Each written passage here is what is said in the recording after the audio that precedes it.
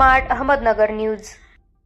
आदर्श माता कांताबाई बाबूराव मोहिते प्रतिष्ठानचे ग्रामविकास मंत्री नामदार जयकुमार गोरे निवेदन। प्रशिक्षण संस्था म्हणून घोषित करण्याची केली मागणी।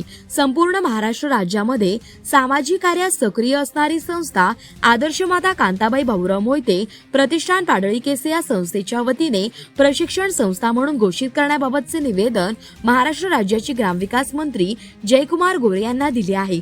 आदर्श माता कांताबाई बाबूराव मोहिते प्रतिष्ठान हे गेली 5 वर्षे सातत्याने सामाजिक, शैक्षणिक आणि क्रीडा क्षेत्रात सक्रिय कार्यरत आहे। या संस्थेच्या माध्यमातून प्रशिक्षण राबवण्यासाठी ग्रामविकास खात्याने प्रशिक्षण संस्था म्हणून घोषित करावी या मागणीसाठी प्रतिष्ठानचे संस्थापक अध्यक्ष विश्वास मोहिते आणि पदाधिकाऱ्यांनी हे निवेदन महाराष्ट्र राज्याचे ग्रामविकास मंत्री नामदार जयकुमार गोरे यांना दिले आहे।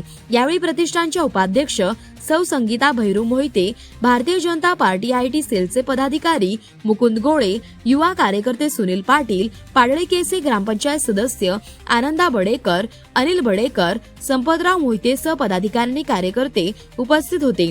यावेळी बोलताना मुकुंद गोळे म्हणाले, आमचे परममित्र आणि आदर्श माता कांताबाई बाबूराव मोहिते प्रतिष्ठानचे संस्थापक अध्यक्ष यांच्या समवेत आम्ही नामदार महोदयांना नुकतेच निवेदन दिलेले आहे। या निवेदनातील मागणीप्रमाणे आम्ही व्यक्तिशः पाठपुरावा करणार आहोत। प्रतिनिधी दीपक मोहिते।